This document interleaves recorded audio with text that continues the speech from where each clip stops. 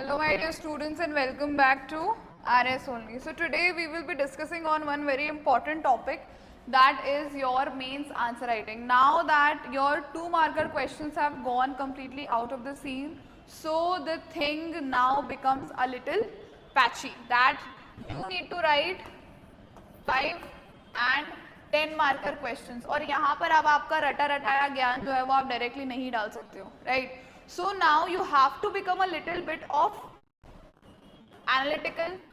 अब लोग बोलते हैं एनालिटिकल बनो, बट कैसे बने analytical? How can we exactly become analytical?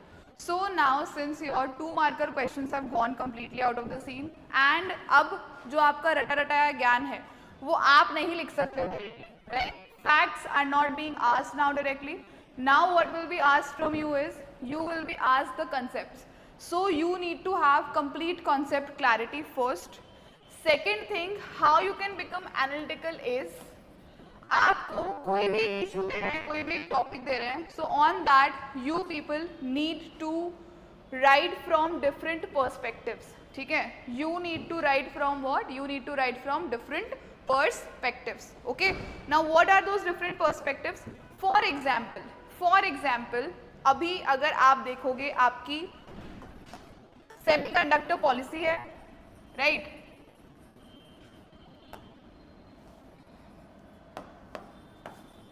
There is a semiconductor policy 2026 going on over here right now in Rajasthan, right? Semiconductor policy basically क्या करना चाह रही है? That it is trying to set the Rajasthan as a global hub for tech manufacturing. ठीक है? Semiconductor policy is trying to make Rajasthan a global hub for tech manufacturing, right? ये main M है आपकी semiconductor policy का. अब अगर semiconductor policy हमारे राजस्थान के अंदर आती है, so what will it do? Firstly, it will make Rajasthan's economy grow, right? That will be the first thing that it will do. ठीक है? Secondly, what it will do? It will create your employment opportunities. ठीक है? Yes or no? It will create your employment opportunities. Thirdly, what it will do? Thirdly, ये क्या करेगा? That it will also enhance. क्या enhance करेगा? हमारा self reliance. ठीक है? What is our aim? हमारा major aim of the nation क्या है आपका? आत्मनिर्भर भारत. ठीक है? ये हमारे राजस्थान को आत्मनिर्भर बनाएगा, right? So these are the different perspectives that you need to reflect in your answers. Okay, that are the different perspectives that you need to reflect in your, and this will make your answer what? This will make your answer comprehensive. ठीक है? आप किसी भी policy के ऊपर, किसी भी concept के ऊपर एक एनालिटिकल लेंस लगाओ and then try to write those particular topics, make notes of them. और जब आप आंसर्स लिख रहे हो तो उस टाइम के ऊपर भी आपको ये एक चीज़ जो है वो ध्यान में रखनी है. इतनी बात सब लोगों को समझ में आ गई? So the core pattern of learning micro facts has now changed, right? Now for your mains, what you need to do, you need to have a conceptual mindset, you need to have a critical mindset while you are writing your answers, right?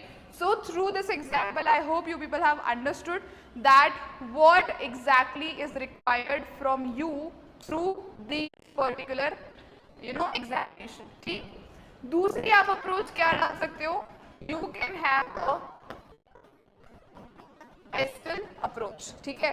Pastel approach क्या है? Basically pastel approach आपकी होती है when you are trying to relate an answer with different dimensions. ठीक है? Different dimensions as in आप political dimension से भी उसको रिलेट कर रहे हो, आप इकोनॉमिक डिमेंशन से भी उसको रिलेट कर रहे हो, आप सोशल इम्पैक्ट उसका रिलेट कर रहे हो, आप टेक्नोलॉजिकल इम्पैक्ट उसका रिलेट कर रहे हो, आप इन्वायरमेंटल इम्पैक्ट उसका वो कर रहे हो, आप कोई भी लीगल या फिर कोई पॉलिसी काइंड ऑफ इम्पैक्ट है उसका, वो भी आप उसमें क्या कर रहे हो? You are dealing with, right? So if you are following this pestle approach and you have a 10-marker question in front of you, if you are writing 2 points for each, right? If you are writing 2 points for each and 1 point for each head of this pestle, then don't you think that you will be fetching good marks for your examination, right? So these are the kind of multi, I would say these are a kind of comprehensive approaches that you people need to follow for sure. ठीक, समझ में आ गई तीसरी बात. Now we talk about, when we talk about your 5 marker question, ठीक है, जब हम 5 मार्कर क्वेश्चन की बात करते हैं तो either you can write 5 points in it, right, by explaining the point in explaining the particular thing that has been asked to you in the question in the first line, right, in the first point. second point के अंदर you can write the nuances, ठीक है, जो आपकी body हो गई जिसको आप एक चीज बोलते हो, that you can write the body of that answer, what has been asked in the answer in the coming 3 lines, the coming 3 points. And your last point must be your conclusion for your 5 marker question. ठीक है, समझ में आ गई तीसरी बात. Now when we talk about your 10 marker questions, so these are the places where you need to show a little bit of your creativity, right? These are the places where you need to show a little bit of your creativity. Creativity in what sense? You can add, you can value add in your answers. Value addition कैसे करेंगे आप इसके अंदर diagrams add कर सकते हैं, आप इसके अंदर मैप ऐड कर सकते हैं, आप इसके अंदर फ्लो चार्ट्स ऐड कर सकते हैं. So this will be something that will be adding value to your particular answer, right, and it will be fetching you better marks. Okay, so when we are saying that the pattern has shifted, so this is the exact shift in the pattern, right? जो आपकी traditional approach थी उस approach को थोड़ा सा you will have to modify.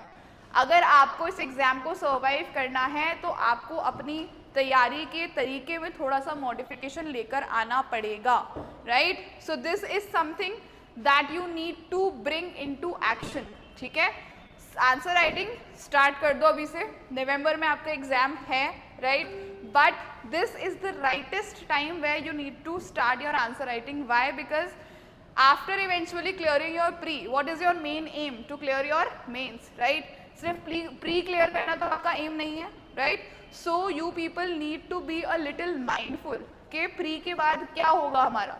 तो अभी से आप लोगों को अपनी तैयारी जो है वो शुरू करनी पड़ेगी, so that till your mains you are fully equipped with answer writing at least. Okay, समझ में आ गई तीसरी बात आप लोगों को? चलिए, so I hope that this thing was helpful for you people, that how you exactly need to write the answers now, right? Before ending the session I would like you people to know that we are organizing a seminar on 21st of June, right? In this particular seminar you will be talked upon what 100 most important topics for your prelims. जो आपकी main themes हैं for your prelims, जिससे बार बार में questions पूछे जाते हैं, उनके बारे में डिस्कशन होने वाला है, right? What are the best sources for you, what can be your revision strategy, and how the PYQs have change from time to time, उसके बारे में विल बी डिस्कस. ठीक है, when it will be happening on 21st of June at 11 AM at our Riddhi Siddhi centre. ठीक है, आप इस QR code को स्कैन करके रजिस्टर कर सकते हो, और you can call on this number as well for registering. ठीक, so with that we'll end today's session. We'll meet again tomorrow with a new session with new topics. If you have any kind of doubts you can ask in the comment section. Okay, other than that if you have any doubts in your preparation, तो आप लोग क्या कर सकते हो, you can just go to the link that is provided in the description box and you can, you know, उसके ऊपर जाके गूगल फॉर्म भर के and you can register a free counseling session with our counselor. ठीक है, समझ में आ गई तीसरी बात? चलिए, so with that we'll end today's session. We'll meet again tomorrow with a new session with a new topic. Till then, keep studying hard, keep working hard. All the very best and thank you so much.